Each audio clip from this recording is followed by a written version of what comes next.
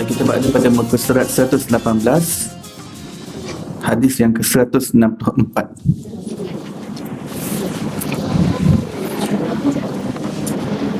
Wa bihi qala haddatsana Ahmad bin Ibrahim Ad-Daruki dan Salamah bin Syabib serta Mahmud bin Ghailan. Mereka berkata haddatsana Abu Usamah daripada Hisham bin Urwah daripada ayahnya daripada Sayyidina Aisyah radhiyallahu anha berkata baginda sallallahu alaihi wasallam menyukai manisan dan madu. Assalamualaikum warahmatullahi wabarakatuh. Innal hamdalillah assalatu wassalamu ala Rasulillah Sayyidina Muhammad bin Abdullah wa alihi wa sahbihi wa man wala amma ba'd. Subhanaka la ilma lana illa ma 'allamtana innaka antal alimul hakim. Rabbi shrah li sadri wa yassir li amri wahlul 'uqdatam min lisani yafqahu qawli. Allahumma salli ala Sayyidina Muhammad al-Fatih lima ughliq wal khatim lima sabaq nasiril haqqi bil haqq wal hadi ila siratikal mustaqim wa ala alihi haqqa qadarihi wa miqdarihi al-azim. Allah manfa'na bima 'allamtana wa 'allimna alladhi ma yanfa'una. Allahumma faqihna fid din wa 'allimna at-ta'wil. Allahumma inna nas'aluka 'ilman nafi'an wa rizqan wasi'an wa 'amalan mutaqabbala wa shifaa'an min kulli da'. Allahumma inna na'udzubika min 'ilmin la yanfa' min qalbi la yakhsha' min nafsi la tashba' min du'a'i la yusma'. Allahumma shrah sudurana lil Islam wa yassir lana umurana. Allahumma aftah alaina futuhal arifin warzuqna fahman nabiyyin wa hifzal mursalin wa imanal muttaqin ya arhamar rahimin. Allahumma nawwir qulubana bi'ilmik wasta'mil abdanana fi ta'atik. Allahumma nawwir qulubana bi nuri ma'rifatik wa tahhir qulubana an ghairik. Allahumma rzuqna hubbaka wa hubba rasulik. Allahumma aftah alaina fathan qariba fi ulumil aqliyati wan naqliyah bi jahi sayyidina wa maulana Muhammadin khairil bariyah sallallahu alaihi wasallam. Walhamdulillahi rabbil alamin.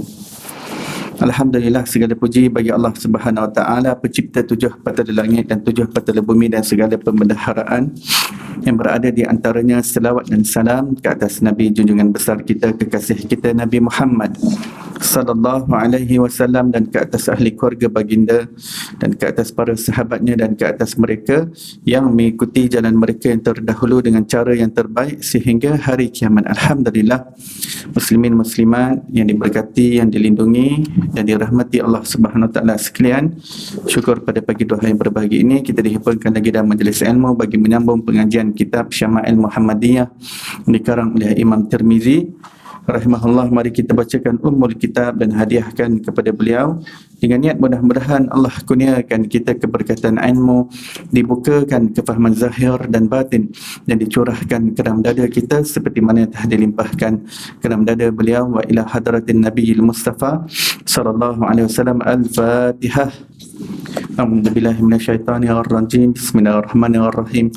Alhamdulillahi rabbil alamin arrahmanir rahim maliki yaumiddin iyyaka na'budu wa iyyaka nasta'in ihdinas siratal mustaqim siratal ladzina an'amta 'alaihim ghairil maghdubi 'alaihim waladdallin.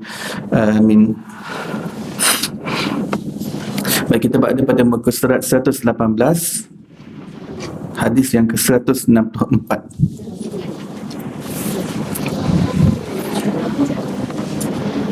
Wa bihi qala haddatsana Ahmad bin Ibrahim Ad-Daruki dan Salamah bin Syabib serta Mahmud bin Ghailan.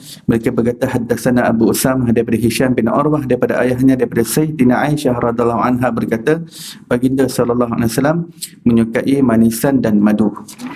Jadi kita berada di bawah bab dish of Rasulullah, ya, berkenaan dengan dish of Rasulullah sallallahu alaihi wasallam, jenis-jenis meal yang diambil oleh Rasulullah sallallahu alaihi wasallam.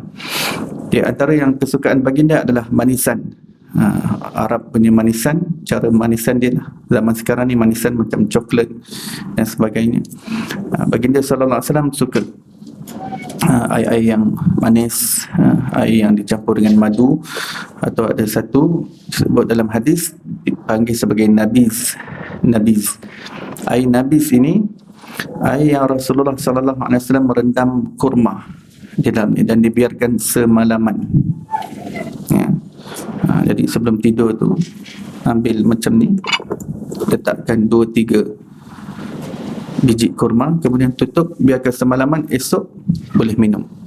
Nanti air tu akan perisa jus kurma lah, jus kurma. Masuk sebiji pun boleh, sebab dia automatik malam tu dia akan pecah sendiri. Ataupun nak belah, tolong belahkan sikit, untuk belahkan sikit untuk dia lebih mudah pecah, supaya air suam, ya, air suam, air biasa kosong suhu bilik pun boleh. Biarkan semalaman tu, nanti air tu kita akan tengok dia akan berubah warna lah, sesuai dengan warna kurma tu. Dia akan, kurma tadi akan pecah, akan lembut. Nanti manisan-manisan dia semua masuk di dalam air tadi. Dia panggil sebagai air nabis. Air nabis. Nabis adalah salah satu daripada air kegemaran Rasulullah sallallahu alaihi wasallam. Air nabis ni kalau dibiarkan lama lagi, dia boleh jadi tuak. Boleh jadi memabukkan. Jadi semalam sudah cukup. Semalaman sudah cukup.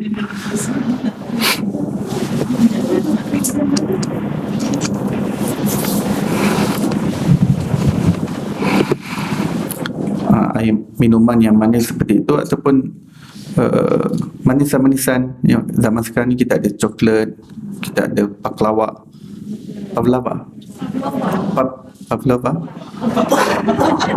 ya, boleh, ya. Pavlova, saya suka pavlova. Itu yang kedai Arab tu, manisan. Baklava. Baklava. Ya. Pun manisan jugalah. Kek-kek macam tu manisan. Ya, Rasulullah suka manisan. Ini menunjukkan Rasulullah ni orang yang aktif. Sebab dalam manisan ini ada glukos. Glukos ni orang yang mengambilnya banyak, menunjukkan orang yang aktif, orang yang berpeluh. Memang Rasulullah itu orang yang aktif, ya, orang yang aktif. Orang yang ambil manisan tapi tak aktif, problem. Dia boleh jadi kencing manis dan sebagainya. Tapi manisan kalau bersama dengan aktif, banyak mana pemanisan, biasanya tidak, dia akan dihasil, dia akan keluar dalam bentuk peluh, dan akan dapat tenaga lah, dia tambahan tenaga, dan sihatlah tubuh badannya. Itu ambil manisan dengan syarat aktif. Kalau tak aktif, boleh memburukkan keadaan, boleh kencing manis dan sebagainya. Itu kan tempat saya belajar di selatan Thailand, itu orang minum manis-manis. Sudahlah, orangnya manis-manis, minum manis, makan pun manis. Ada yang kencing manis, ada yang juga yang kencing manis yang jenis tak aktif. Tapi itu yang saya tanya, kenapa kamu buat? Kalau TO saja ni, gula kita menampak tebal begitu. Betul tak kencing manis ke? Tak. Sebab kita nak masuk bendang, nak masuk sawah, ya, nak masuk kebun, jadi dia habis tenaga kat situ, jadi sihat.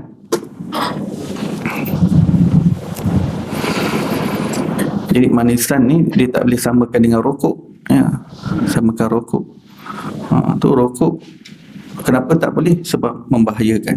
Kalau gitu gula pun tak boleh sebab membahayakan. Manisan pun tak boleh sebab membahayakan, boleh bawa maut. Ya. Istimbat seperti itu tidak boleh, kerana daripada awal rokok itu, asap itu boleh memberikan mudarat. Ya. Adapun manisan, ini adalah sesuatu yang asalnya boleh memberi tenaga, ya, memberi tenaga yang menyebabkan mudarat apabila seseorang itu tidak aktif. Ya. Baik.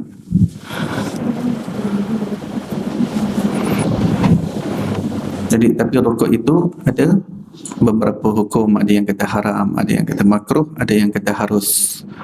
Jadi orang yang berpegang kepada haram, dia jangan keras pada orang lain. Untuk diri dia tak apa, nanti orang lain hisap rokok, haram, buat benda maksiat, pendosa, ya. Apabila fatwanya ada perbezaan antara ulama, maka kena berlapang dada di situ, ya. Nanti tengok ada ulama ke kiai mana-mana hisap rokok, Apa isap rokok? Ulama apa ni? Sudah. Jadi benda yang ada perselisihan, adabnya kena berlapang dada. Berlapang dada. Tak berlapang dada, agama ni jadi sempit. Rasul kata siapa yang sempit-sempitkan, syadid-syadidkan agama ni, maksudnya siapa yang rigidkan agama ni, dia akan tertewas. Dia tertewas dalam kerigidannya itu. Dia akan kalah. Macam mana dia nak rigid? Agama ni apabila ada suatu medan yang ada perselisihan pendapat antara ulama, maka kena berlapang dada. Menggunakan alat-alat muzik, ada ulama kata haram, ada kata makruh, ada kata harus. Jadi kalau ada orang yang menggunakan, sudah anggap dia mengambil fatwa yang kata harus. Rokok, kalau ada orang yang hisap rokok, kita nak berpegang yang haram, silakan, tapi jangan paksa orang lain ikut apa fatwa yang kita nak pegang. Boleh jadi dia pegang yang fatwa harus dah. Tapi rokok itu membahayakan, mudarat. Mungkin bagi dia makin sihat. Umur 70, umur 80, sihat walafiat. Boleh jadi kena dengan dia benda tu. Kan? Jadi jangan orang yang nak pakai purdah, purdah tutup muka, kan? Jadi ada yang kata haram, ada yang kata wajib, ada yang kata sunat, ada yang kata harus. Perbezaan pendapat ulama. Jadi yang nak kata hukumnya wajib, jangan paksa orang lain. Dia ni tak pakai purdah, tak Islamik betul. Macam mana nak jadi bidadari syurga? Kata nak jadi bidadari syurga, muka pun tak tutup, purdah pun tak tutup. Tak tahu ke ini ummahatul mukminin punya? Pakai hijab. Iya, alhamdulillah kamu pakai, alhamdulillah, syukur. Tapi jangan paksakan pada orang lain. Semua orang yang tak pakai purdah semua buat benda haram. Boleh jadi orang itu ambil yang harus. Mazhab Syafi'i wajib lah. Mazhab Syafi'i wajib. Mazhab Syafi'i untuk perempuan tutup muka adalah wajib. Jadi macam mana orang-orang Melayu ni tak pakai purdah? Dia ikut mazhab Hanafi lah. Tak wajib. Dah. Kalau pendapat ulama, kalau nak rigid, memang kita akan sempit pada manusia lain. Mazhab Syafi'i yang sebenar, muktamad, adalah tutup muka, wajib, bukan sunat lagi. Seluruh muka kecuali mata. Kalau nak muktamad. Sebab tu saya kata, dalam medan perselisihan ulama dalam pendapat, kena berlapang dada. Itu adabnya. Siapa yang tak faham adab ini, dia akan rigid terhadap orang lain. Dia mudah akan sangka buruk pada orang lain. Dia akan mudah merendah-rendahkan orang lain. Sebab itu dalam ilmu ini prinsipnya, idza kathura ilmuhu qalla inkaruhu. Seseorang yang apabila semakin luas ilmunya, semakin kurang dia mengingkari orang lain, menafikan orang lain, menyesatkan orang lain, membid'ahkan orang lain. Kenapa? Kerana apabila dia luas ilmunya, dia mengetahui ada hukum hakam berbeza, kita kena raikan perselisihan pendapat antara ulama.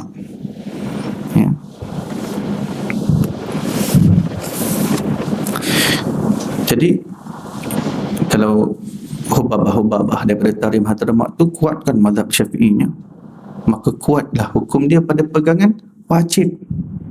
Maka apabila hubabah datang sini, hubabah datang sini bagi terjemahan, bagi syarahan wajib tutup muka, alhamdulillah kita terima sesuai dengan tempatnya, itu di Tarim. Tetapi yang mendengar ini perlu faham, hubabah bercakap sesuai dengan tempatnya untuk nak berpegang kuat dengan mazhab Syafi'i di Tarim Hadramaut. Tapi di tempat kita ini kebiasaannya tidak tutup muka.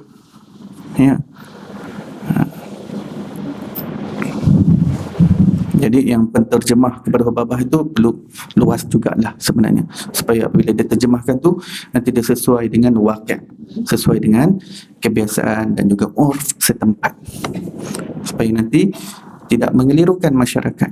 Ya, tidak mengelirukan masyarakat. Oh, tahu kan Babah kata wajib tu, Babah kata wajib tutup muka. Yalah, Babah cakap sesuai dengan tempatnya, sesuai dengan pendapat muktamad dalam mazhab Syafi'i. Tapi nanti di tempat kita ini, kita perlu juga rujuk pada ulama setempat. Begitu. Ya. Ulama setempat yang dah faham kebiasaan setempat. Ya. Ya, jadi boleh ambil ilmu daripada Babah memang bagus, terbaik, tapi bila bab hukum hakam yang ada sedikit perselisihan, iaitu kita boleh rujuk kepada para ulama di sini. Sikit je, sikit-sikit saja tu. Yang lain tu banyak kan tasawuf Babah kan banyak sentuh hati, dia sentuh jiwa kita. Bawa hati kita pada Allah. Yang tu kita pegang molek-molek. Tapi bawa yang hukum hakam pun pegang juga. Tapi yang macam bab burdah sikit-sikit tu, iaitu kan ada lain sikit, beza sikit dengan tempat kita, rujuk dengan ulama setempat. Ya, begitu. Sesuai dengan tempat kita. Ya. Jangan kata salah Babah ni, ada kata wajib pula. Tak, Babah cakap sesuai dengan tempatnya. Nanti yang kita, yang sang pendengar ni, yang kena seimbangkan dengan tempat kita. Ya, begitu. Dan Rasulullah suka madu. Madu yang jenis apa ni? Yang Rasulullah suka. Madu di kawasan Arab ni madu sidir lah. Apa-apa madu pun boleh, tapi di kawasan Arab ni yang paling berkualiti madu bidara, madu sidir. Kelebihan madu ni saya tak perlu terangkan lah. Dah memang makruf. Sebelum ni saya memang terangkan bab cuka tu semua, sebab jarang kita dengar khasiat cuka buah. Sebab di sini kita dah terbiasa cuka yang artificial tu. Yang pengajian lepas tu saya kenalkan cuka yang Rasulullah ambil, iaitu cuka buah, cuka kurma, cuka apple, cuka tin, pomegranate, macam-macam cuka. Cuka apa lagi? Cuka zaitun, ya. Cuka lemon, cuka buah. Itu boleh dapat dekat kedai Middle East. Kedai-kedai yang jual barang-barang Middle East senang dapat cuka buah. Baik, hadis yang berikutnya. Wa bihi qala haddatsana Al-Hasan bin Muhammad Az-Za'farani haddatsana Hajjaj bin Muhammad berkata Ibnu Juraij akhbarani Muhammad bin Yusuf Ata bin Yasar radhiyallahu anhu akhbarahu, memberitahu Muhammad bin Yusuf Ummu Salamah akhbarathu, memberitahu Atta bahawa dia Ummu Salamah menghulurkan kepada baginda Rasulullah sallallahu alaihi wasallam merusuk kambing panggang, lalu baginda sallallahu alaihi wasallam memakannya. Kemudian baginda sallallahu alaihi wasallam mendirikan solat dan tidak berwuduk. Nak menunjukkan kalau makan daging yang terkena api tidak membatalkan wuduk. Jadi hadis ni nak tekankan dengan jelas, seseorang yang makan daging yang terkena api tidak membatalkan wuduk, kerana ada segelintir sahabat sebelum ini yang memahami daging yang dibakar api batal wuduknya. Siapa yang makan batal wuduknya. Jadi hadis ni nak clearkan bab tu, nak clearkan kekeliruan beberapa sahabat yang memahami sedemikian. Begitu Rasulullah makan, bila makan daging panggang bukan Rasulullah terus masuk sembahyang. Dalam riwayat lain baginda akan sugi dahulu, bersihkan gigi, kerana pada daging itu ada minyak-minyak, ada fat. Rasulullah tak suka bawa masuk dalam solat ada kesan fat, kesan minyak, sama ada pada gigi baginda ataupun tangan baginda. Baginda akan basuh dulu, akan basuh supaya tak ada kesan bau-bau lagi. Tu guna sabun dan sebagainya. Hatta susu pun ada fat kan. Lepas minum susu Rasulullah pasti akan kumur-kumur dulu. Baginda lepas minum susu, baginda takkan sembahyang terus direct. Baginda akan kumur mulut dulu. Sebab tu dalam hadis beritahu, apabila kamu minum susu, hendaklah sebelum solat kamu kumurkan dahulu mulut kamu. Sebab pada susu itu ada dasamun, kata Rasulullah, ada fat, ada lemak, ada lemak. Orang yang tak belajar hadis ini dengan bersanad, dia akan faham salah. Dia akan faham apabila kamu minum susu hendaklah kamu kamu kumur susu tu. Itu orang yang baca salah lah. Orang yang tak belajar, dia baca saja tanpa guru. Sebab tu belajar ni perlu berguru. Bila kamu minum susu, hendaklah kamu berkumur. Dia ingat kumur susu tu tambah lemak lagi, melekat-lekat kat celah-celah gigi dia. Kan? Lemak tu lemak yang tak nampak. Tapi memang setiap susu ada fat. Betul tak? Setiap susu ada lemak di dalamnya. Lemak yang halus kita tak nampak. Rasulullah kata dia melekat kat gigi kita. Jadi Rasulullah kata lepas minum susu hendaklah kumur. Kumur tu dengan air bersih yang lain. Bukan kumur susu tu. Nanti orang ingat, sunnah minum susu, kumur susu tu. Bukan. Susu tu tak perlu dikumur. Rasulullah tak kumur mulut dia dengan susu. Sunnahnya lepas minum susu, kumur dengan air bersih yang lain. Baik. Hadis yang berikutnya. Wa bihi qala haddatsana Qutaibah haddatsana Ibnu Lahiyah daripada Sulaiman bin Ziyad daripada Abdullah bin Al-Harith berkata kami makan daging panggang bersama baginda Rasulullah sallallahu alaihi wasallam di dalam masjid. Daging panggang. Jadi antara makanan yang dimakan oleh Rasulullah adalah benda-benda yang barbecue. Barbecue. Di tempat kita ni jarang barbecue. Dia tak jadi budaya. Tak jadi budaya. Tempat saya belajar dulu di Johannesburg, Afrika Selatan. Barbecue ni budaya. Dia budaya. Kalau makan jemputan rumah orang, mesti ada barbecue. Ada jamuan, ada kenduri, mesti ada barbecue. Bahasa sana dipanggil berai. Berai ni rasanya bahasa Belanda tak silap. Sebab dulu yang menakluk ataupun menjajah Afrika Selatan ni orang Belanda. Jadi kesan-kesan bahasa Belanda tu tertinggal pada mereka. Berai.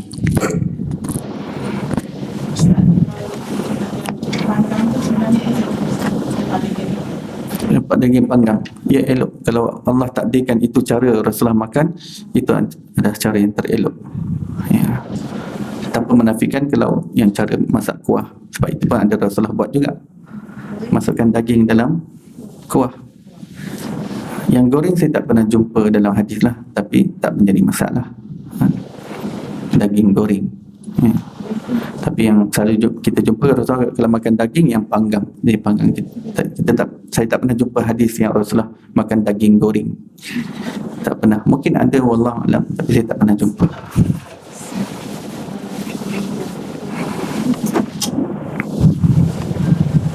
Baik.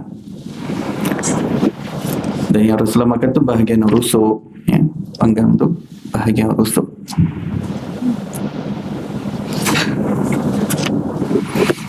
Wabihi qala haddatsana Muhammad bin Ghailan haddatsana Waqi' haddatsana Mi'sar daripada Abi Sakhrah Jami' bin Shaddad daripada Mughirah bin Abdullah daripada Mughirah bin Syu'bah radhiyallahu anhu berkata, aku bersama Rasulullah sallallahu alaihi wasallam datang bertamu pada suatu malam. Lalu kami dihidangkan rusuk kambing bakar, barbecue juga. Kemudian Rasulullah sallallahu alaihi wasallam mengambil syafrah, iaitu sejenis pisau, lalu memotongnya. Baginda SAW memotongkan untukku daging itu. Mughirah berkata, kemudian datanglah Sayyidina Bilal memberitahu Rasulullah SAW bahawa sudah masuk waktu solat. Baginda SAW pun meletakkan syafrah pisau dan bersabda, apa dia nak tangan berdebu ke?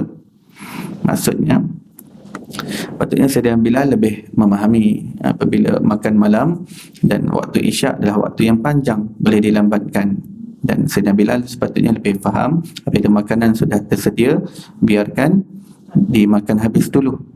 Lebih-lebih nanti Rasulullah yang akan jadi imam solat dan sebagainya. Jadi biarlah ikut waktu imam. Sebab waktu isyak sahabat memang masanya berubah-ubah. Sahabat akan tunggu di masjid, mereka akan menunggu Rasulullah pada waktu yang sesuai Rasulullah datang.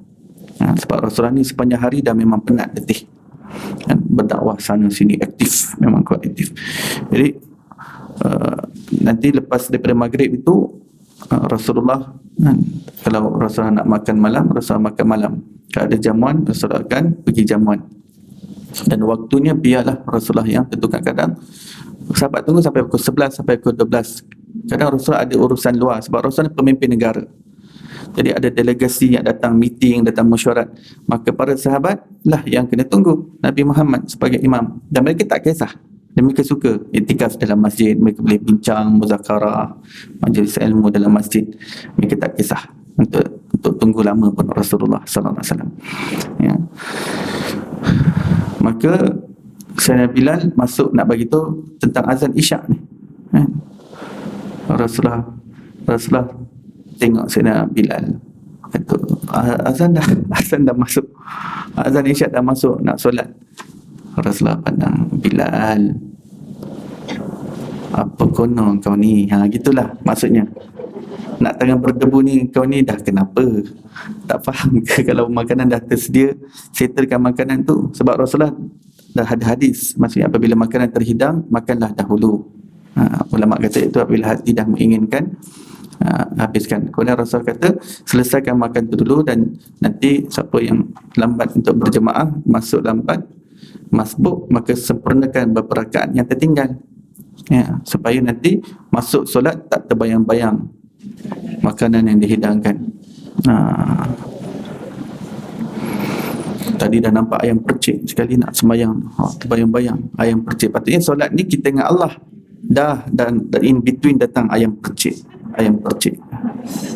ya, dia mengganggu. Solat ni biar khusyuk lah, kata Rasulullah, yang terbaik khusyuk. Jadi apa yang kamu nak buat settlekan dulu. Nak qada hajat, sebab qada hajat ni lebih parah. Sebab ayam percik, ingat ayam percik. Kalau orang yang nak qada hajat, dia ingat benda lain, dia ingat lubang tandas. Patutnya dalam sembahyang dia ingat Allah, dia dah ingat lubang tandas, sebab dah tak tahan. Tadi tak apa, nak sembahyang dululah, sembahyang lagi penting. Dia tak tahu Rasulullah suruh kata kalau kamu qada hajat, tunaikan dulu, ya. Jangan ingat benda yang buruk, yang jijik masuk dalam sembahyang, ya. Sembahyang itu ingat Allah. Aqimis solata li dzikri. Allah berfirman dalam Quran, dirikanlah solat demi untuk mengingatiku, untuk ingat Allah, bukan untuk ingat usus perut dan apa yang terkandung di dalamnya, ya. Tak elok sangatlah, ya. Ayam percik tadi, at least ayam percik, ya. Itu pun tak boleh. Sebab Allah lebih hebat daripada ayam percik lagi. Untuk diingati Allah lebih penting untuk diingati. Sebab tu kita sebut Allahu Akbar, maksudnya Allah lebih penting untuk kita ingat. Jadi setiap daripada perpindahan solat tu Allahu Akbar, Allahu Akbar, Allahu Akbar. Nak ingatkan kita bahawa jangan ingat benda lain semua tak ada benda. Ingat Allah lebih besar lagi. Itu maksudnya. Allah mengatasi segala-galanya. Allah lebih penting, lebih important lagi untuk kita ingat, untuk nak paut hati kita padanya. Mughirah berkata, misai Sayyidina Bilal telah panjang mencapai mulutnya. Maka baginda Rasulullah SAW bersabda kepada Sayyidina Bilal, akan kupotong misaimu sampai batas siwak mulut. Atau perawi ragu, potonglah misaimu sampai batas siwak. Jadi bila Rasulullah dah tegur Sayyidina Bilal begitu, kemudian Rasulullah tengok panjang pula misai Bilal ni, sudah menyentuh bibir atas. Kerana Rasulullah tak suka, larang untuk misai menyentuh bibir atas. Sebab Rasulullah kata nanti dia sama-sama minum minuman kamu, dan ke situ ada debu-debu, kotoran. Sebab bila minum air, kalau panjang, dia akan terkena misai-misai tersebut. Yang misai-misai ni dia perangkap debu, kotoran. Nanti kotoran tu masuk kat minuman tu, terkena minuman, masuk dalam badan manusia, masuk kotoran-kotoran. Sebab tu misai dalam bahasa Arab dipanggil syarib. Syarib, peminum. Syarib, misai bahasa Arab. Janggut bahasa Arab lihyah. Misai syarib, syaribun, maksudnya peminum. Sebab apa? Misai ni kalau panjang, dia tumpang minum sekali. Jadi itu kotor. Rasulullah tak izinkan untuk umatnya memanjangkan misai. Jadi tengok misai Sayyidina Bilal tu dah panjang, sini biar aku potong. Letakkan miswak di sini, yang bawah ni semua dipotong. Dipotong. Yang nak misai belah atas tak apa. Yang ni atas bibir ni potong. Secara generalnya misai ni Rasulullah kata pendekkan, atas ni pun dipendekkan. Rasulullah kata a'ful lihyah wa qassul syarib, hendaklah kalian memanjangkan janggut kalian dan memendekkan misai. Qas tu memendekkan, sebab tu ulama kata yang terbaik gunting, sebab qas tu dia memendekkan, dia tak kata cukur.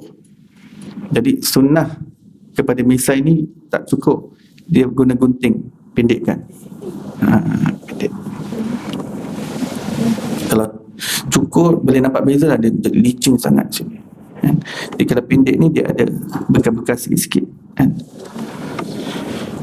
Ini untuk lelaki lah, untuk lelaki. Tapi kalau perempuan tu jenis bermisai, dia potonglah juga. Potong juga, jangan terkena, supaya misai ini tidak terkena bibir atas. Kalau nak cukur pun cukurlah, boleh cukur. Dan janggut pun perempuan boleh cukur. Ya. Nanti jangan orang kata, kenapa awak cukur janggut? Rasulullah kata panjangkan janggutmu. Itu untuk lelaki. Ya. Agaknya ada genetik yang perempuan boleh tumbuh bulu. Ya. Itu boleh dicukur, boleh di. Baik.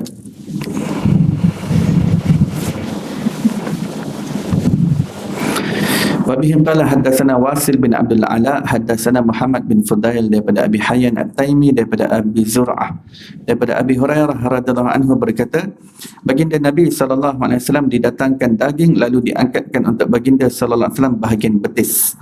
Betis itu yang menjadi kesukaan baginda sallallahu alaihi wasallam, maka Rasulullah menggigit betis itu. Jadi cara makan barbecue ni ada dua cara yang Rasulullah gunakanlah. Satu, potongan pisau tadi, seperti tadi tu, pisau potong. Lagi satu, Rasulullah ambil terus gigit, terus gigit. Yang ikut gigit ni, yang makan gigit ni tengok kepada keadaan. Kalau keadaan tu orang memang semua harap, orang yang faham dan sebagainya. Lebih-lebih lagi sahabat ni sedang menunggu je. Rasulullah kalau ada mana tempat gigit, habislah kawasan tu. Tempat tu memang diambil, direbut, nak ambil berkat. Para sahabat ni tak, dia tak bagi can pada orang lain. Berkat ni tak bagi can pada orang lain. Mereka akan berebut serebut-rebutnya. Tempat yang Rasulullah makan, memang diambil keberkatan. Ya. Baik.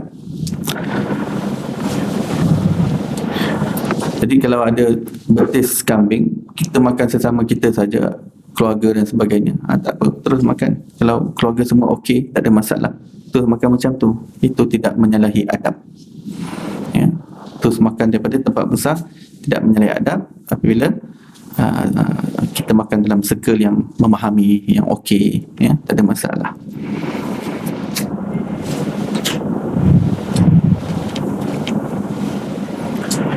Wabihi qala haddatsana Muhammad bin Bashar, haddatsana Abu Daud daripada Zuhair, iaitu Ibnu Muhammad, daripada Abi Ishaq, daripada Sa'ad bin Ayad, daripada Ibnu Mas'ud radhiyallahu anhu berkata, baginda Nabi sallallahu alaihi wasallam menyukai betis. Berkata Ibnu Mas'ud radhiyallahu anhu, bahagian betis itu diracun. Ibnu Mas'ud radhiyallahu anhu diberitahu, yakni melihat bahawa orang Yahudi meracuninya. Orang Yahudi ni sampai Nabi Muhammad pun mereka nak cuba bunuh. Ya. Dan kerana mereka mengetahui Rasulullah ni suka bahagian betis, kalau mereka bagi jamuan makan pada Rasulullah, mereka akan letak racun di bahagian betis, sebab mereka tahu Rasulullah akan capai bahagian betis. Ya. Orang Yahudi ni dahsyatnya, mereka telah membunuh berpuluh-puluh ribu Nabi daripada kalangan kaum mereka sendiri. Ya.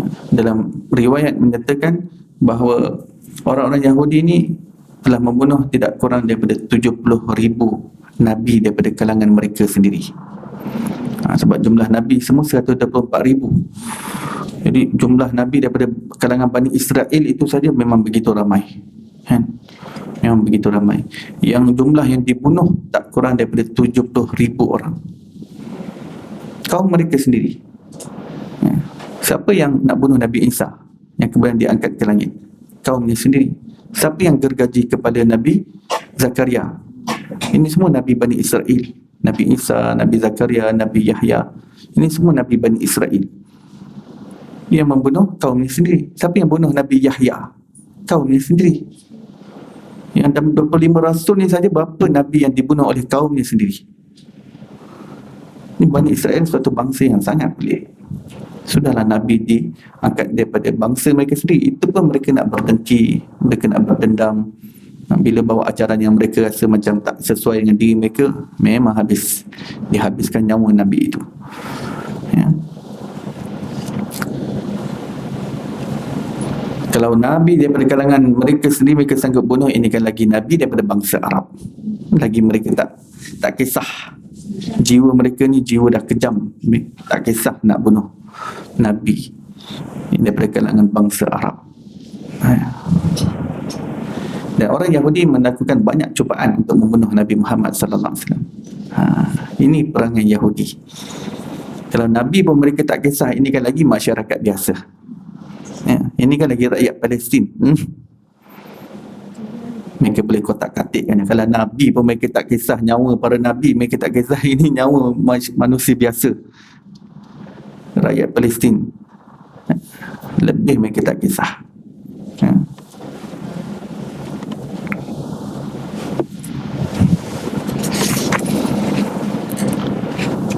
Dan salah satu peristiwa makanan baginda yang diracun itu, baginda telah letak, kemudian racun itu telah masuk di dalam badan baginda, dan ianya menyebabkan baginda sakit, ya. Sepanjang hayatnya selepas itu, racun itu memberi kepedihan kepada baginda sallallahu alaihi wasallam sampai ianya membawa kepada kewafatan Rasulullah. Kerana itu ulama mengatakan bahawa kewafatan Rasulullah itu salah satu faktornya adalah kesan racun yang diletak oleh Yahudi pada makanan Rasulullah sallallahu alaihi wasallam. Jadi Yahudi ni somehow berjaya juga untuk membunuh Nabi sallallahu alaihi wasallam, ya, dengan racun tadi itu. Sebab tu ini suatu bangsa yang ajaib, yang Quran kata bangsa yang telah mendapat laknat daripada Allah. Suatu bangsa yang mendapat laknat. Melainkan orang-orang yang berasal daripada Bani Israel tapi masuk Islam, yang terkeluar daripada zon laknat tersebut, ya. Seperti mana dunia ni, Allah kata dunia ni semua terlaknat. Akan tetapi ada segelintir yang terkeluar daripada laknat tersebut dengan syarat dia kena hubungkan diri dia dengan mengingati Allah, ataupun melakukan segala sesuatu yang berkaitan dengan ingat Allah. Kedua, menjadi orang alim. Kerana orang alim ni dengan ilmu yang dia ada, dia, walaupun hidup dalam zon laknat, tapi dia anggap keluar daripada laknat. Yang ketiga, yang keempat, yang terakhir, Rasul kata muta'allim, orang yang menuntut ilmu. Orang yang letakkan diri dia dalam keadaan sentiasa menuntut ilmu, dia berada dalam dunia ini zon laknat, tapi dia terkeluar daripada zon itu. Macam juga Bani Israel, lu'inu Bani Israel, telah dilaknat Bani Israel melalui lidah para nabi-nabi. Maksudnya para nabi, Allah hantar wahyu pada nabi-nabi mengatakan ini bangsa yang dah mendapat kutukan daripada Allah, ya. Tapi barang siapa daripada Bani Israel yang masuk Islam, terima kebenaran, dia terkeluar daripada laknat tersebut, walaupun dia bangsa Bani Israel, walaupun dia bangsa Yahudi sekalipun, ya. Wa bihi qala haddatsana Muhammad bin Bashar, haddatsana Muslim bin Ibrahim daripada Aban bin Yazid, daripada Qatadah daripada Syahar bin Hausyab daripada Abi Ubaidah radhiyallahu anhu berkata, aku memasak seperiuk makanan untuk baginda Nabi sallallahu alaihi wasallam. Baginda sallallahu alaihi wasallam sangat menyukai betis, maka aku ambilkan betis untuk baginda sallallahu alaihi wasallam. Kemudian baginda sallallahu alaihi wasallam bersabda, berikan kepadaku betis. Maka aku berikan kepada baginda sallallahu alaihi wasallam. Kemudian baginda sallallahu alaihi wasallam bersabda, berikan kepadaku betis. Aku berkata, ya Rasulullah, berapakah jumlah betis kambing? Betis ni, setiap kambing ada 2 sahaja betis. Sebab yang dimaksudkan dengan betis di sini, betis bahagian kaki depan. Dan bahasa Arab ni dipanggil zira'. Dalam hadis tu zira'. Zira' ni betis depan. Ya, jadi setiap kambing hanya ada 2 betis sahaja. Ya. Zira' bahagian kaki depan. Jadi Rasulullah dah makan 2 betis. Ya. Kemudian bagi dia minta betis yang ketiga. Nampak tak tu? Berikan kepada betis. Aku berkata, ya Rasulullah, berapakah jumlah betis kambing? Sebab dia nak ambil daripada perut, tapi aku dah bagi 2 tadi. Habislah. Kan? Habislah kan? Rasulullah minta lagi. Kemudian dia bertanya, ya Rasulullah, berapa betis kambing ada berapa? Baginda sallallahu alaihi wasallam bersabda, demi Allah yang jiwaku berada di kekuasaan, sekiranya engkau diam, tentulah engkau akan berikan kepadaku apa yang aku minta. Maksud kalau kau tak tanya, engkau akan keluarkan betis demi betis demi betis setiap kali aku minta. Maksudnya Rasulullah ingin ajarkan taat sahaja. Taat saja pada Rasulullah. Rasulullah ni orang yang luar biasa. Ya, orang luar biasa. Kelahiran baginda itu saja luar biasa. Baginda lahir bukan seperti manusia lain lahir. Kalau kita baca sirah, kita dapat tahu Rasulullah lahir dalam keadaan yang sangat ajaib.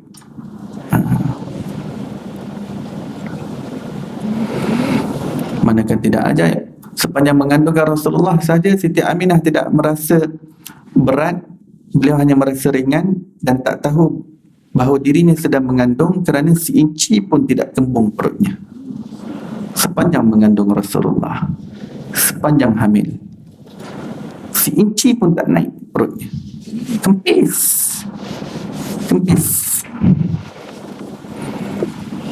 Ya. Kemudian tiba hari Isnin. Siti Aminah terasa macam ada sesuatu yang ingin keluar daripada dirinya, tapi beliau tak pasti apa. Maka beliau panggil wanita Quraisy yang rapat dengannya, seorang bernama Syifa, lagi seorang bernama Fatimah binti Abdullah. Kedua wanita ni datang. Kedua wanita datang masuk rumah Siti Aminah. Tengok rumah ni dipenuhi dengan cahaya, penuh dengan cahaya. Ketika itu dah nak masuk waktu subuh, malam, tapi rumah ini penuh dengan cahaya. Kemudian kedua-duanya masuk dan lihat kabus yang tebal di dalam rumah Siti Aminah. Beliau pun mencari jalan mana ke bilik Siti Aminah. Jumpa Siti Aminah sedang berbaring. Kata, ada apa Siti Aminah? Aku rasa ada sesuatu yang ingin keluar daripada diriku. Jadi semuanya pelik. Apa dia? Fatimah mengatakan, tiba-tiba aku melihat ada satu bintang yang penuh bercahaya, seolah-olah macam bintang turun daripada atas masuk ke dalam rumah Siti Aminah dan betul-betul berada di Siti Aminah. Dan kemudian cahaya itu menerangi seluruh ufuk timur dan barat. Dan semua yang berada dalam rumah tersebut nampak timur dan barat. Alam ini dibukakan di hadapan mereka. Mereka nampak cahaya ini terpancar ke seluruh dunia. Kemudian Allah Ta'ala zoomkan lagi cahaya tersebut. Ketiga-tiga mereka, Siti Aminah, Syifa dan Fatimah, melihat bahawa di tembok-tembok istana di Syam semuanya bercahaya dengan cahaya itu. Dan Siti Aminah kata, aku nampak di depanku tengkuk-tengkuk unta yang berada di Syam bersinar dengan pancaran cahaya yang keluar daripada diriku. Dan sepanjang melahirkan, Siti Aminah langsung tidak merasa sakit. Beliau hanya merasa suatu bebanan berat yang suatu nak keluar daripada diri beliau, tapi beliau tak faham apa itu. Dan apabila pancaran cahaya tersebut telah memenuhi, ini berlaku pada tepat masuk waktu subuh, kemudian cahaya tersebut mula redup, dan mereka melihat ada seorang bayi yang berada di bawah sebuah tempayan. Tempayan itu terpecah. Tempayan tadi terpecah dan mereka melihat ada bayi yang tidak ada tali pusat. langsung tidak ada kesan darah, bersih, suci. Siti Aminah kata, aku pun apabila pecah tempayan tadi, aku nampak bayi ini sedang tersungkur kakinya, lututnya di tanah, dia seperti sedang merangkak dan menghadap ke langit. Aku lihat kepala bayi ini menghadap ke langit. Dalam riwayat yang lain mengatakan telunjuknya kemudian mengangkat ke langit dan mengatakan Allahu akbaru kabira walhamdulillahi katsira wa subhanallahi bukratan wa asila. Kemudian ada dengar ketika sebelum tempayan pecah, dengar suara bersin daripada dalam, kemudian dengar daripada suara ghaib yarhamkallah. Sebab lepas bersin dalam tu sebut alhamdulillah. Rasulullah mulakan kehidupannya juga dengan bersin, seperti mana Nabi Adam mula-mula nyawa ditiupkan terus bersin. Ya. Maka Siti Aminah melihat bayi ini, tiba-tiba bayi ada suatu tarikan daripada tanah, tarik bayi ini ke bawah dan terus tersujud.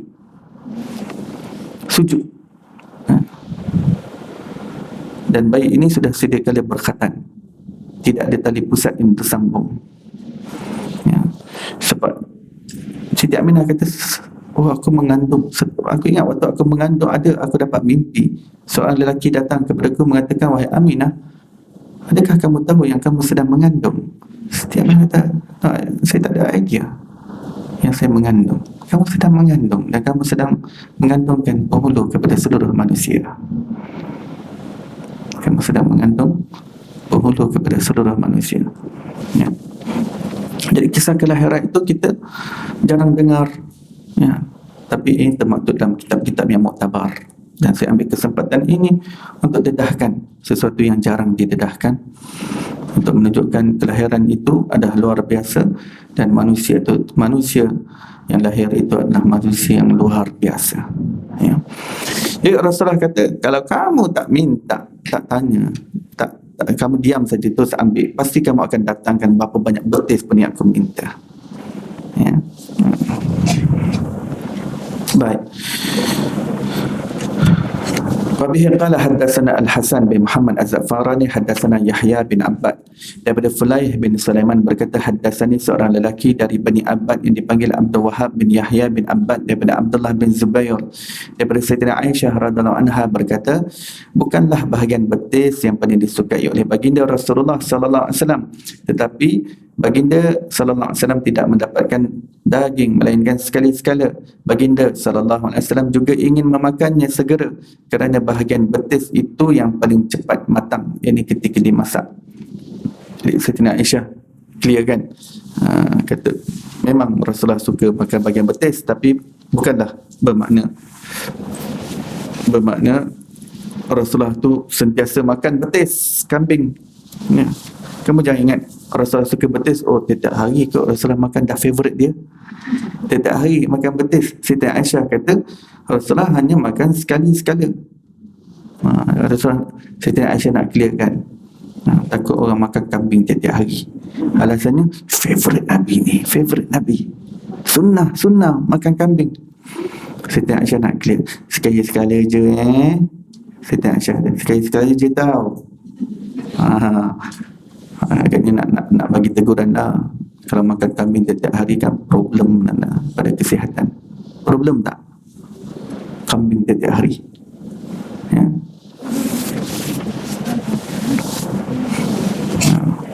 Boleh menjejaskan kesihatan makan daging kambing tiap hari, ya.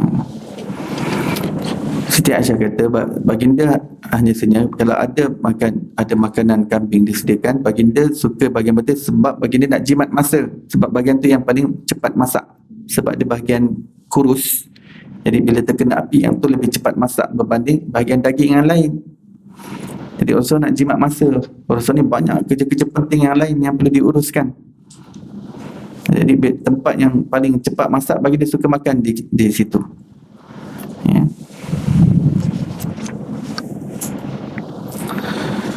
Wabihi qala haddatsana Mahmud bin Ghailan haddatsana Abu Ahmad haddatsana Mi'sar berkata, aku mendengar Syaikhan dari Faham berkata, aku mendengar Abdullah bin Ja'far radhiyallahu anhuma berkata, aku mendengar baginda Rasulullah sallallahu alaihi wasallam bersabda, daging yang terbaik adalah daging belikat. Daging belikat ni belakang, daging belakang. Ya.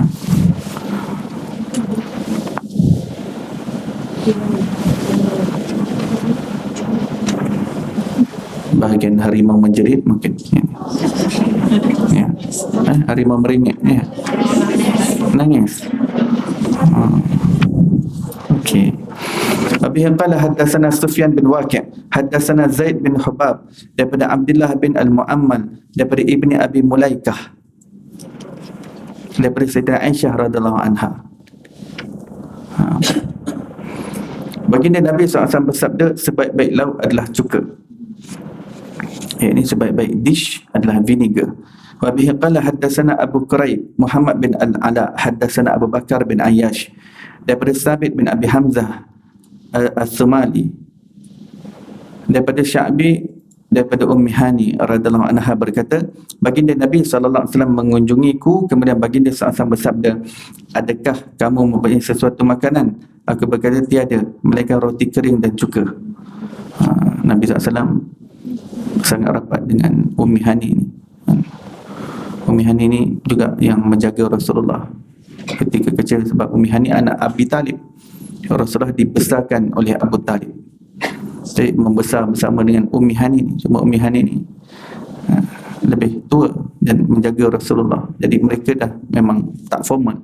Dan Rasulullah apabila datang rumah Ummi Hani, tak ada makanan tak?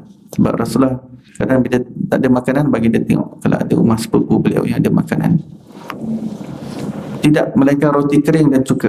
Baginda Nabi SAW bersabda, bawakan kepadaku, tidak dianggap kekurangan lauk sesuatu rumah yang terdapat di dalamnya cuka.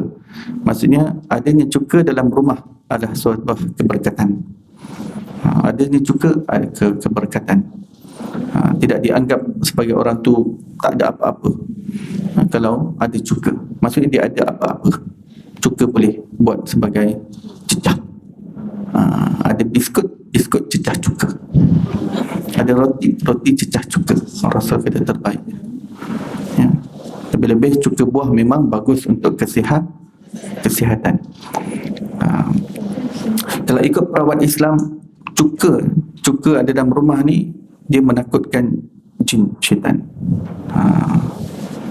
Jadi memanglah cuka dalam rumah tu, keberkatan dia antara lain boleh menakutkan sihir. Susah nak masuk lah, sihir 77 jin, santau, santet nak masuk dalam rumah ni. Tengok ada cuka ni tajam. Sebab cuka ni suatu makanan yang digemari oleh Rasulullah. Ada keberkatan begitu, hanya ada dalam rumah saja, dia boleh menghalau kesusahan tadi daripada sihir, santau, 77 makhluk halus, gangguan, dan menghalau kemiskinan dan kebapaan. Ya. Sekali lagi saya bacakan, Rasulullah bersabda, bawakan kepadaku, yakni roti kering dan cuka itu. Tidak dianggap kekurangan lauk, yakni kekurangan makanan sesuatu rumah yang terdapat di dalamnya cuka. Yakni tidak dianggap kurangnya rezeki dalam sebuah rumah bila di dalamnya ada cuka. Jadi ada keberkatan di situ.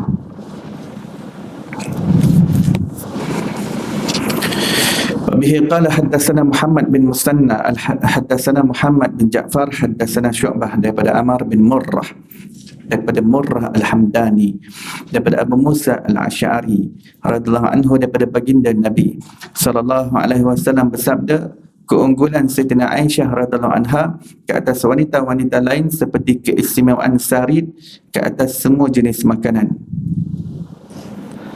Sarid adalah sebuah makanan, roti yang dimasukkan di dalamnya gulai, daging, jagung dan minyak zaitun. Macam mushroom soup gitu kan, ataupun macam bubur Ashura, ataupun bubur dia macam tu lah. Dalam tu dia campur sarid, dia campur-campur daging. Bubur tu tak semestinya bubur yang lembut. Sarid juga boleh dalam bentuk yang agak keras, kita ni apa, macam dodol. Dia punya bentuk tu macam dodol, tapi dia bukanlah dodol, tapi dalam tu dia campuran tepung kan, tepung yang campur dengan daging, ada jagung, ada campur gulai, ada perisa gulai ya. Dia macam bubur lambuk yang kental tu, yang pekat macam tu. Itu sari. Itu bagus untuk kalau orang sakit ke, untuk makan sari bagus, ataupun untuk orang yang nak dapat tenaga, itu bagus. Sari ni antara makanan kesukaan Rasulullah sallallahu alaihi wasallam.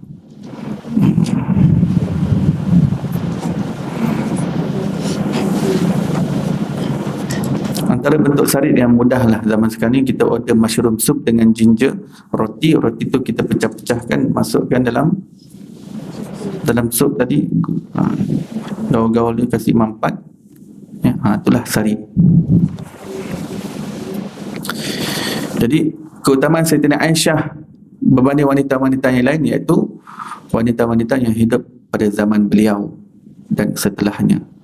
Adapun Sayyidina Khadijah, Sayyidina Aisyah tidak dapat melawan kedudukan Sayyidina Khadijah radhiyallahu anha yang sangat tinggi. Sayyidina Aisyah tidak dapat menandingi kedudukan Siti Khadijah. Macam mana pun tak dapat lawan, sebab Siti Khadijah ini sangat hebatlah kedudukannya, sangat luar biasa. Saya teringin nak buat sebuah buku berkenaan dengan Siti Khadijah, kerana pengorbanan beliau kepada suaminya yang tercinta sangat luar biasa. Dari pengorbanan yang besar itu, Nabi SAW tidak bernikah dengan wanita yang lain ketika Siti Khadijah masih hidup. Tapi itu bukanlah alasan untuk mengatakan bahawa seseorang itu boleh berpoligami apabila isteri pertamanya masih hidup. Tidak ada ulama yang keluarkan hukum hakam begitu. Sebab ada kekeliruan yang dia kata, ya boleh kahwin dua tapi ikut sunnah Nabi, isteri yang pertama kena mati dulu. Hukum hakam mana ni? Daripada kitab Taurat ke Injil ke ni? Tak pernah dengar dalam hukum hakam fiqah, tak pernah istinbat daripada para ulama muktabar Ahlus Sunnah wal Jamaah. Daripada mana ni? Daripada logik akal?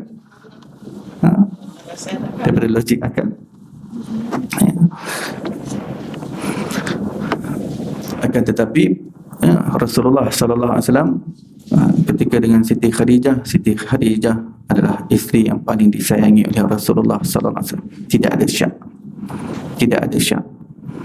Antara sekalian seluruh isteri Nabi sallallahu alaihi wasallam, Siti Khadijah yang paling disayangi Nabi, paling dicintai Nabi, yang paling tinggi kedudukannya berbanding wanita-wanita yang lain. Ya, tak ada siapa yang boleh menandingi Siti Khadijah. Ya. Hatta Siti Maryam, hatta Siti Asyah tidak dapat menandingi Siti Khadijah radhiyallahu anha. Ya. Siti Fatimah pun di bawah Siti Khadijah. Ini wanita yang terulung, yang diciptakan oleh Allah SWT. Kerana itu saya teringin nak buat sebuah buku yang didedikasikan terhadap Siti Khadijah radhiyallahu anha, orang yang pertama beriman dengan Nabi sallallahu alaihi wasallam, orang yang meyakinkan Nabi Muhammad adalah nabi. Yang convincekan Nabi Muhammad sebagai nabi adalah Siti Khadijah. Panjang ceritanya, nak buat buku. Ya, insya-Allah, doakan. Dan setelah kewafatan Siti Khadijah, maka ada 9 orang isteri yang dimiliki oleh Rasulullah SAW yang hidup serentak pada satu zaman. Sudah tentu daripada 9 itu yang paling disayangi adalah Siti Aisyah radhiyallahu anha, yang Rasulullah akui keutamaannya berbanding yang lain-lain, sama ada isterinya ataupun wanita yang lain, adalah Siti Aisyah radhiyallahu anha.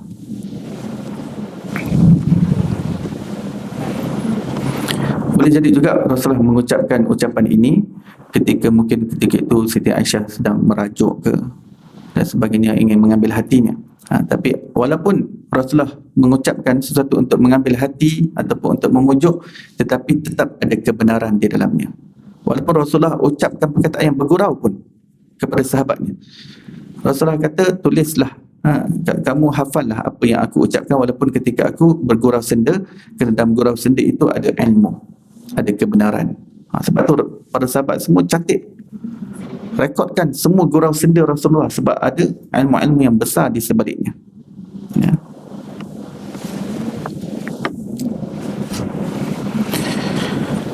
Wa bihi qala haddatsana Ali bin Hujr haddatsana Ismail bin Ja'far haddatsana Abdullah bin Abdul Rahman bin Ma'mar Al-Ansari Abu Tuwalah, beliau mendengar Sayyidina Anas bin Malik radhiyallahu anhu berkata, Rasulullah sallallahu alaihi wasallam bersabda, keunggulan Sayyidina Aisyah radhiyallahu anha ke atas wanita-wanita lain seperti keistimewaan as-sarid ke atas semua jenis makanan. Sayyidina Aisyah adalah wanita yang paling banyak menghafal hadis Rasulullah sallallahu alaihi wasallam. Bahkan ramai sahabat-sahabat lelaki pun tak dapat menandingi Sayyidina Aisyah radhiyallahu anha. Sayyidina Aisyah berada pada tempat yang ketiga yang paling banyak menghafal hadis. Tempat yang pertama Sayyidina Abu Hurairah, yang kedua Sayyidina Anas bin Malik radhiyallahu anhu, tempat yang ketiga, tangga yang ketiga diduduki oleh seorang wanita yang merupakan isteri Nabi sallallahu alaihi wasallam yang muda bernama Siti Aisyah radhiyallahu anha. Kerana itu, selepas kewafatan Rasulullah, ramai sahabat-sahabat Nabi minta hadis daripada Sayyidina Aisyah, berguru kepada Sayyidina Aisyah, dan ramai tabi'in juga berguru dengan Sayyidina Aisyah radhiyallahu anha, ya, mengambil ilmu daripada beliau. Wa bihi qala haddatsana Qutaibah bin Sa'id haddatsana Abdul Aziz bin Muhammad daripada Suhail bin Abi Salih daripada ayahnya daripada Abu Hurairah radhiyallahu anhu, beliau melihat Rasulullah sallallahu alaihi wasallam berwuduk setelah memakan sepotong keju. Kemudian beliau melihat baginda sallallahu alaihi wasallam memakan bahu kambing lalu solat dan tidak berwuduk. Baginda juga makan keju. Jadi zaman Rasulullah sudah ada keju. Keju bukan zaman moden saja ada. Zaman Rasulullah sudah ada keju, cheese.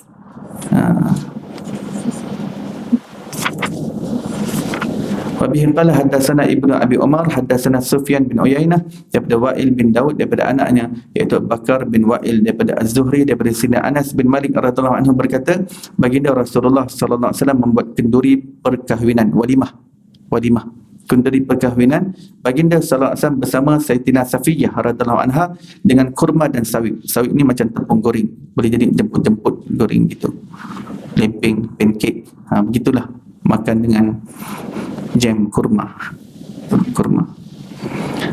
Ini walimah sederhana, walimah yang sederhana, mencukupi untuk nak wawarkan yang Rasulullah bernikah dengan Safiyah yang dikenali sebagai seorang wanita yang rupawan, cantik, kerana keturunan Bani Israel, merupakan keturunan daripada Nabi Harun. Nasabnya Sayyidah Safiyah ini adalah anak kepada ketua Yahudi di perkampungannya. Ayahnya bernama Huyai bin Akhtab, ketua orang Yahudi di kampung Yahudi itu. Anaknya Safiyah radhiyallahu anha. Safiyah menjadi orang yang setia dengan Rasulullah sallallahu alaihi wasallam, mencintai Nabi sallallahu alaihi wasallam. Tapi badannya agak rendah sedikit. Pernah Rasulullah duduk dengan Siti Aisyah, ya, lalu Siti Safiyah, Siti Aisyah was tapping on the shoulder of Rasulullah.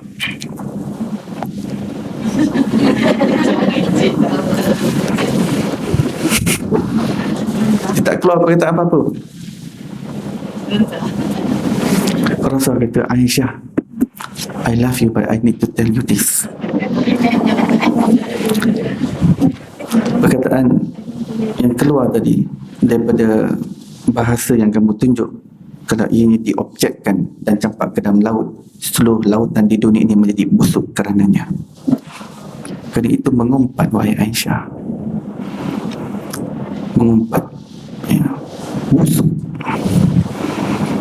Siti Aisyah pun terus bertaubat kepada Allah. Rupanya bahasa isyarat pun, memek buat memek muka, emoji, semua boleh dikira sebagai mengumpat. Jika kita tujukan kepada seseorang yang kalau dia tahu perkara itu, dia tak suka benda itu. Dia tak suka dengan emoji yang ditunjukkan, bahasa isyarat yang ditunjukkan, lakonan yang ditunjukkan, lakon-lakon, ya, bahasa isyarat, bahasa mata, kenyataan mata, itu semua boleh menjadi bahasa mengumpat. Rasul kata kalau benda itu dikristaliskan as object dan dicampakkan ke dalam lautan, seluruh samudra busuk dengannya. Ini perkataan mengumpat. Tapi kadang-kadang Ianya dizahirkan juga pernah Rasulullah duduk dalam majlis memberi syarahan kepada sahabatnya, tiba-tiba bau busuk, bau bangkai busuk lalu. Kemudian Rasulullah berkata, wahai sahabatku, kamu tahu tak busuk ni daripada mana? Ada orang sedang mengumpat di hujung sana, di hujung kampung, angin bawa bau mengumpat itu. Sebab para sahabat ni kadang-kadang boleh terhidup apa yang berada di alam sebaliknya. Demikian mengumpat. Mudah-mudahan Allah jauhkan kita daripada mengumpat, daripada menceritakan hal orang lain, daripada mengata hal orang lain. Banyak masa untuk kita gunakan adalah untuk muhasabah diri kita. Kita yang banyak kekurangan, kita yang banyak keaiban, kita yang banyak kelemahan, untuk kita muhasabah, untuk kita baiki. Banyak lagi penyakit-penyakit hati yang bersarang dalam hati kita untuk kita ubati, untuk kita bersihkan. Mudah-mudahan dengan berkat Nabi SAW, Allah kurniakan penyucian hati kita dan kebersihan jiwa, dan dengan berkat baginda Allah kurniakan kita kesudahan yang baik dan jauhkan kita daripada kesudahan yang buruk. Wassallallahu ala sayyidina Muhammadin wa ala alihi wasallam. Alhamdulillahirabbil alamin. Mohon didoakan ke atas Aizat bin Azmi yang akan menjalani pembedahan pagi ini. Mudah-mudahan Allah memudahkan urusan, mudah-mudahan Allah kurniakan syifa yang sempurna. Amin ya rabbal alamin. Bisirril Fatihah. A'udzubillahi minasyaitonirrajim. Bismillahirrahmanirrahim.